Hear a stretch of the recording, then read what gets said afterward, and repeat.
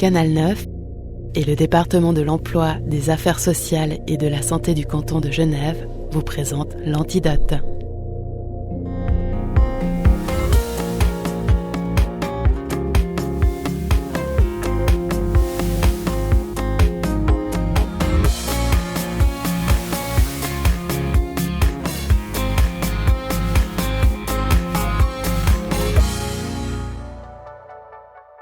La cavité buccale est un monde fascinant qui regorge de vie. Bactéries et organismes se nourrissent des aliments qui y sont broyés. La salive a un rôle protecteur, mais les gencives et la denture sont constamment attaquées. Dès leur plus jeune âge, les enfants sont sensibilisés à l'hygiène bucco-dentaire à travers leur parcours scolaire. Cette prévention sera utile tout au long de la vie, parce que la qualité de l'hygiène est garante de la santé des dents et permet à l'enfant comme à l'adulte et à la personne âgée de sourire, de parler et de manger, rien que ça.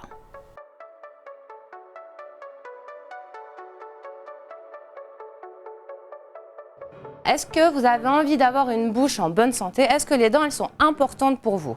Oui. Dites-moi un petit peu, qu'est-ce que vous faites pour garder vos dents en bonne santé? Si on brosse pas très bien, ou en tout cas on n'arrive pas bien partout, et qu'on est un petit gourmand, qu'est-ce qui va se passer à votre avis? Des caries. Et on risque d'avoir des caries, effectivement. Alors maintenant, ici on a des caries sur un enfant à peu près de votre âge. Alors vous voyez, il y en a des caries qu'on voit très bien, on ne les rate pas. Il y en a d'autres qui sont peut-être moins visibles, surtout dans sa propre bouche. Oui. Mais donc ça veut dire que si ils se nourrissent du sucre, alors ça veut dire qu'on va tous avoir des caries? Eh ben non. Si tu manges du sucre mais que tu te brosses les dents, tu les enlèves les bactéries. L'école est la porte d'entrée de la prévention. Les élèves reçoivent 3 fois durant leur scolarité primaire la visite de la fameuse dame des dents. Il est question d'alimentation, des goûters, de brossage, de fluor et de visite chez le dentiste. J'ai une petite dent, elle a un casque. Qu'est-ce que c'est? Oui. C'est les fluors. Vas-y, je sais les difficiles. Les fluorures, qu'est-ce que ça veut dire ça? Est-ce que vous avez déjà entendu parler de ça, des fluorures? Ça protège les dents. Exactement, ça protège les dents. Et où est-ce qu'on en trouve? Dans la pâte dentifrice. Voilà. Tac. J'ai ramené un petit peu d'acide. Je commence de quel côté? Côté avec dentifrice ou sans dentifrice? Avec dentifrice. Sans? Ok, on y va pour 100. On voit bien le résultat. J'essaye quand même avec dentifrice. Exactement, ça va beaucoup ralentir. Alors là, on voit à quoi il nous sert ce dentifrice. À protéger les dents et en plus à les renforcer. Si on agit chez les enfants, ils en parlent à la maison. Et ça, on le sait, on a eu des retours. Donc après, ça veut dire qu'on a instruit un enfant qui va instruire un parent et après qui lui sera un parent instruit. Voilà. Ici, nous, on a choisi une méthode de brossage qui est relativement simple et efficace à leur âge. Ok, maintenant, on va de nouveau tout au fond, le plus loin possible. Là, chez les enfants, on a le plus de caries, c'est sur le dessus. Donc, bien brosser et suffisamment longtemps et en restant sur la même zone. C'est ce qui souvent, les enfants, eux, changent rapidement. Donc, c'est pour ça qu'on insiste de rester bien sur la même zone. Regarde, tourne là, regarde comme ça, tac. À leur âge, étant donné qu'on a déjà des dents définitives, notamment les premières molaires d'adultes qui ont poussé à 6 ans, on va bien séparer la mâchoire du haut avec la mâchoire du bas. Et on commence toujours bientôt au fond et on va faire des petits ronds sur place. C'est toujours ça, bien rester sur place parce que justement les effets de petits ronds comme ça, on va bien nettoyer le bord de la gencive, avoir un effet de massage parce qu'à cet âge on a déjà de l'inflammation de la gencive qu'on retrouve chez beaucoup d'enfants. À l'intérieur, on va vraiment conseiller de faire des chassés. Alors on fait un déroulé, il faut mettre une certaine pression. On va faire ça sur le côté, que les dents du fond, le côté. On y va, et 1, 2, 3, 4, 5. Je pense que ce que j'aimerais qu'ils retiennent, c'est qu'ils fassent attention à ce qu'ils mangent à la récré. À chaque fois, on essaie de faire passer ce message. C'est aux récréations, déjà qu'ils boivent de l'eau. L'eau, c'est accessible à tout le monde, donc qu'ils boivent vraiment de l'eau. Et ensuite, qu'ils essayent, on essaye vraiment de faire changer ces habitudes de goûter sucré qu'on retrouve dans les récréations, qu'ils prennent un goûter sain, qui soit bon au final, parce que c'est pas que pour leurs dents. Alors oui, moi je viens que parler des dents, mais c'est pas que les dents, c'est toute la santé. Et si déjà dans les goûters, on a des aliments sains, on va avoir des bonnes répercussions pour tout le long de la vie. Mets bien la main devant, mets bien la main devant. Mets-la comme ça. Tac, voilà. Et là, tu pars sur le côté. C'est un peu difficile. Est-ce que l'enseignement de Caroline aura un impact à la maison et quel rôle les parents peuvent avoir dans l'application de ces conseils? Voici la famille Avdiou. Cléa, 3 ans, Elia, 5 ans, Elda, 11 ans et Elsa, 12 ans. Leur maman, Meilinda, est née au Kosovo. Elle est arrivée en Suisse à l'âge de 18 ans. Elle est désormais infirmière dans un EMS. Cléa, elle a des trop jolies dents. Elle a fait 2 petites caries. Elle a encore un petit carie à soigner. Et puis c'est bon, elle est au top. Elia, elle a eu un petit accident. Elle a cassé les 2 dents devant quand elle était toute petite. Et là, elle a 2 petites dents d'adulte qui sont en train de pousser. Elle est super contente parce qu'on l'appelait la vieille avant. Elle n'avait pas de dents. Elda aussi, elle a fait soigner plein de petites caries et elle s'est un peu inquiète parce qu'elle a une petite malformation en bas. Elle a un dent de plus. Elle a des belles dents, elle a la chance. Elle avait des petites caries qu'elle a soignées, mais ça va. Elle a moins de problèmes. Les 4 filles Avdiou ont eu des caries qu'elles ont pu soigner chez le dentiste. Elles se brossent pourtant les dents régulièrement. Elles sont bien conscientes des risques. Leur maman a essayé de mettre en place quelques stratégies pour limiter les dégâts. Pour leur apprendre vraiment les bonnes habitudes, j'ai imprimé des images, je mettais à côté, c'était une petite sablée pour qu'elles comptent bien les minutes. Et puis après, j'essaie de leur faire des différentes manœuvres, des brossages, c'est pas juste comme ça et se rincer. J'essaie vraiment de stimuler au maximum et de leur expliquer qu'il y a les bactéries et tout. Moi j'aime beaucoup les sucreries, du coup j'en mange beaucoup. Mais à chaque fois que j'en mange, j'essaye de brosser mes dents le plus souvent possible pour éviter tout ce qui est les caries. Parce que ça fait super mal dès que t'en as une. Et après il faut aller chez le dentiste. Tu crois que c'est important le soin des dents pour plus tard aussi? Bah oui, parce que si à 40 ans t'as déjà plus de dents, ça va pas le faire. Du coup, il faut commencer à les soigner dès son plus jeune âge. Si on ne brosse pas les dents, bah, les gencives elles vont descendre, du coup les dents elles vont tomber. Il y a du coup les caries qui vont faire tomber les dents. Puis il y a plein d'autres trucs. Mais... Alors bonjour les enfants. Alors aujourd'hui on va faire le dépistage, donc on va commencer par le brossage et ensuite on ira voir la dentiste. Chaque année, les filles sont contrôlées dans le cadre de l'école par un dentiste, comme ici dans cette clinique dentaire scolaire de Grand-Lancy. Le dentiste fait un contrôle visuel rapide, un dépistage, et remet un rapport aux parents en indiquant si l'enfant a besoin de soins ou de plus d'hygiène. Parfait. Parfait, là. On fait des statistiques concernant les enfants qui ont des bouches saines. Alors, détartrage. On était arrivé à obtenir un chiffre autour des 54% d'enfants qui avaient été déclarés sans caries, sans histoire de caries, ça veut dire sans obturation. Et on commence à remarquer qu'il y a une baisse de cette population saine et qu'on arrive, les derniers chiffres que j'ai, c'est plutôt vers 51,5% d'enfants qui sont sans caries. Et ça, c'est une moyenne générale, ça veut dire c'est surtout les enfants de 1P à 8P. On sait que si on regarde les enfants qui ont 3 à 8P, qui ont déjà un changement de dents, et puis on remarque que cette population a un peu plus de caries. 1, 2, on va bien jusqu'au fond, hein. 3, 4. Seulement un enfant sur 2 en âge scolaire a donc une bouche sans caries à Genève, avec des chiffres qui stagnent ou qui régressent un peu.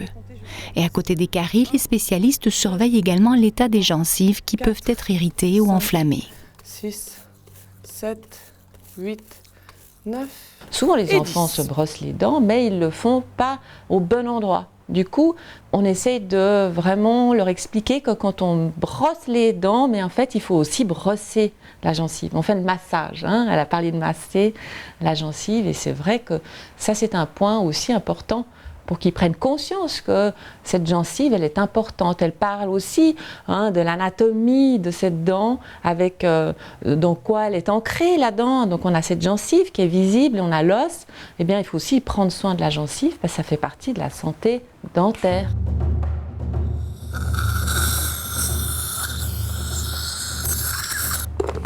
Alors, moi, ce que j'ai vu là, quand j'ai fait le détartrage, c'est qu'il y avait ce qu'on appelle, tu sais, la plaque dentaire ici au bord. C'est ce qui va faire des caries, ça. D'accord? Alors, les ronds, c'est juste. Et puis devant, par contre, ça, non. Tu peux pas faire ça, parce que ça, c'est un brossage qui va être agressif pour les dents et pour les gencives. Donc, il faut que tu continues tes petits ronds. Nous retrouvons Elda en compagnie de Caroline qui a troqué son tablier d'éducatrice bucco-dentaire pour celui d'hygiéniste dentaire. Elle profite de cette double casquette pour répéter quelques messages importants. Cléa, elle, va soigner sa première carie. Je n'ai pas pleuré. Oui, elle est là, ta maman. Tu te remets en place? Super. Et là, on attend un petit peu, on va voir si la dent, elle ronfle ou pas. Là. Moi, je suis très grand. Voilà, t'es très très grande. Est-ce qu'elle est en train de ronfler, ta dent? Montre voir. Elle ronfle. Tu l'entends? Tu l'as entendu ronfler? Moi aussi, j'ai entendu. Ouais, elle ronfle. Il faut beaucoup de tact, de précision et d'efficacité pour traiter une carie chez un enfant de 3 ans. Cléa est courageuse et les 2 spécialistes sont aux petits soins. Première colle, on souffle la première colle. Hop, on met presque. Et on met la lumière magique pour la colle. C'est la même lumière magique. C'est bon. Lumière magique. Lumière magique. Attention, faut pas bouger. Voilà, on fait la statue. Statue. Dans une carie. Elle était où la carie? Et elle est partie? Oui. Elle a été soignée? Puis comment ça s'est passé? Ça a fait mal? Ça a pas fait mal? C'était bien? C'était bien. Ça fait pas mal soigner les caries? Non. Si on ne met pas en place un système de prévention chez les enfants, pour qu'ils aient les moyens de garder leur capital santé dentaire, évidemment, ça va être des coûts qui vont se répercuter à l'âge adulte. La santé des dents est importante non seulement chez l'enfant mais tout au long de la vie. L'adulte devra continuer de consulter régulièrement le dentiste et l'hygiéniste dentaire pour faire des contrôles et des détartrages. Claude Kobler a eu quelques caries enfant et également en vieillissant lorsque les dents de sagesse sont sorties. J'ai pas fait enlever les 4 dents de sagesse du premier coup, j'ai fait d'abord les 2 premières du même du côté parce qu'une des dents était cariée, parce que c'était caché sous la gencive et c'est pas un endroit où on arrive à atteindre avec la brosse à dents. Et donc, elle était vraiment bien cariée. Donc, quand vous avez une bonne lancée dans la tête au niveau douleur, après vous allez voir le dentiste. Et puis après, il vous dit « Ouh là là, quel gâchis !» Une dent, c'est un organe, c'est un bout d'os qui sort de la gencive et qui va évoluer dans la vie. Il va s'user naturellement à la fonction, il va se carier.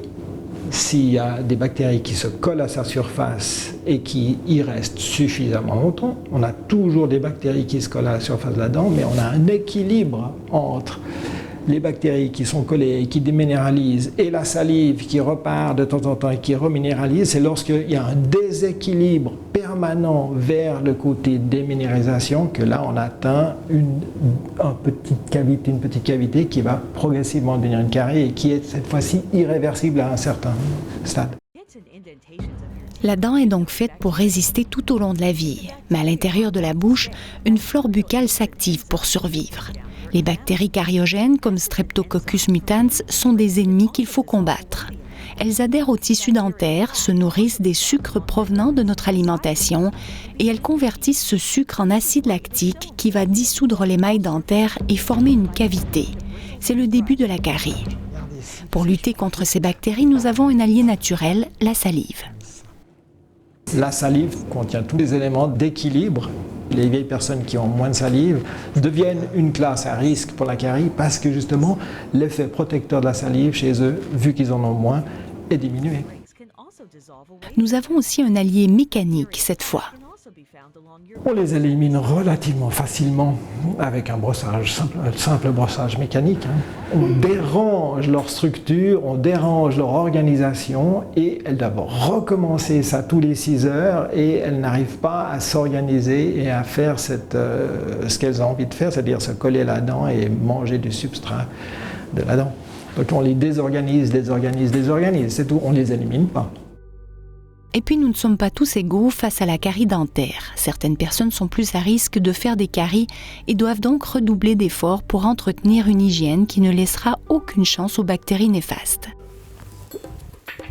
Malgré un brossage de dents régulier, Claude a eu, en plus des caries aux dents de sagesse, un épisode de gingivite qu'il a soigné avec l'aide de son hygiéniste dentaire qui lui a proposé de corriger en même temps sa manière de se brosser les dents.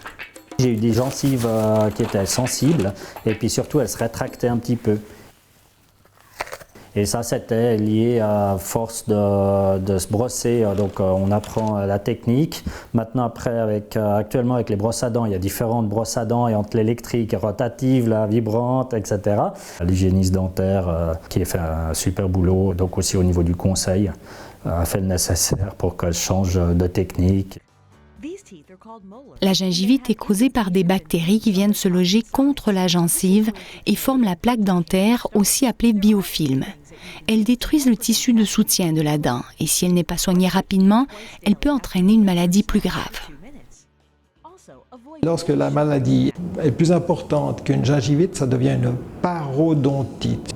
L'os fond au fur et à mesure que les bactéries descendent le long de la racine et pour finir, la dent commence à bouger et la dent tombe.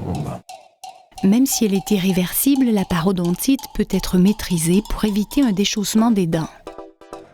L'hôpital de Loa est un hôpital d'accueil pour les personnes qui ont besoin de réhabilitation avant un retour à domicile, de même qu'il accueille une population en attente d'une place en EMS. Ce sont souvent des personnes qui ont des troubles cognitifs ou de mobilité, et c'est un lieu idéal pour contrôler la santé bucco-dentaire des patients. Il y a tout un travail au niveau de l'équipe de dépistage déjà des problèmes bucco-dentaires, de regarder l'hygiène buccale, est-ce qu'il y a les dents déjà, est-ce qu'il y a des appareils, est-ce que les appareils sont restés à la maison, est-ce qu'on doit les faire venir. Et puis après tout un travail d'entretien et de nettoyage des appareils et des dents de manière régulière, 2 fois par jour. Et on a la grande chance de pouvoir travailler de manière très proche avec la clinique universitaire de médecine dentaire. Et on a une dentiste qui vient 2 fois par semaine sur site, que ce soit ici ou sur l'hôpital de Bellerive, pour pouvoir tant faire de la prévention que de faire aussi du traitement d'éventuelles caries, des ablations dentaires si nécessaire, et puis surtout des adaptations de prothèses. Parce que souvent les personnes âgées perdent du poids lors d'un épisode aigu, et quand elles perdent du poids, vous avez votre prothèse qui tombe dans la bouche. Si elle ne tient plus, vous avez des problèmes pour vous alimenter. Vous avez un certain risque finalement aussi d'avaler la prothèse, ce qui n'est pas non plus complètement anodin. Et puis aussi en termes de contact social, quand vous parlez avec quelqu'un où la prothèse est à peu près au milieu de la bouche, ce n'est pas forcément agréable ni pour la personne en face. La prévention dentaire dans ce contexte peut paraître secondaire. Elle est pourtant primordiale, puisqu'elle est en lien direct avec la dénutrition, qui est un problème de santé majeur pour la personne âgée. On se voit aujourd'hui pour parler un petit peu de vos dents. Oui. Comment ça se passe avec vos dents? Avec mes dents, ça se passe assez bien. Surtout, j'ai le haut qui est assez satisfaisant. Et comment vous arrivez à manger sans les dents en bas? Eh bien, sans les dents en bas, j'ai fait ici parce que aussi j'ai eu une opération aux intestins. Eh bien, je vais manger mixé. Il est clair aussi que même si vous n'avez plus de dents, les appareils dentaires en eux-mêmes sont à risque de s'infecter, souvent avec des champignons. Et là, il faut pouvoir prendre en charge aussi correctement ces appareils parce que sinon vous avez des personnes qui ne les supportent plus à cause d'éventuels champignons qui peuvent se mettre dans la bouche. Et dans un deuxième temps, finalement, ne les mettre plus. Et si vous n'avez plus de dents, là aussi, pour l'apport alimentaire, c'est vraiment problématique. Et pour l'estime de soi, à tout âge, la denture est aussi primordiale. J'ai une petite idée d'un sourire, parce que ce n'est pas un sourire merveilleux, mais au moins j'ai des dents en haut qui me permettent de faire un petit sourire. Vous n'avez jamais perdu de dents? Oh si, bien sûr que si. À mon âge, si je n'avais pas perdu de dents, ce serait quand même étonnant. D'accord, mais c'était plutôt des dents derrière. Des dents derrière, j'ai des couronnes. Okay. Et puis des ponts. Et pas d'appareil, hein? Ah non. Très important, les dents, mais bien sûr. Pour diverses raisons. Parce que le dentiste coûte très cher. Bah oui, je sais bien. Puis, Ces dents, quand même, c'est une des parures du visage. Si on n'a pas des bonnes dents, ça enlève quand même quelque chose. Ouais, en tout cas, c'est superbe.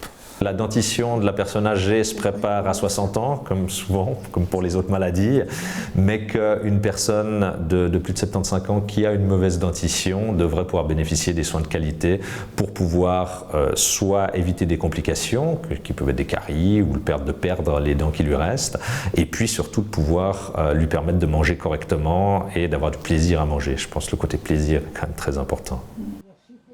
L'hygiène bucco-dentaire est un aspect souvent négligé des soins aux personnes âgées. Pourtant, des études ont mis en évidence un lien entre certaines maladies comme la pneumonie et une mauvaise hygiène bucco-dentaire.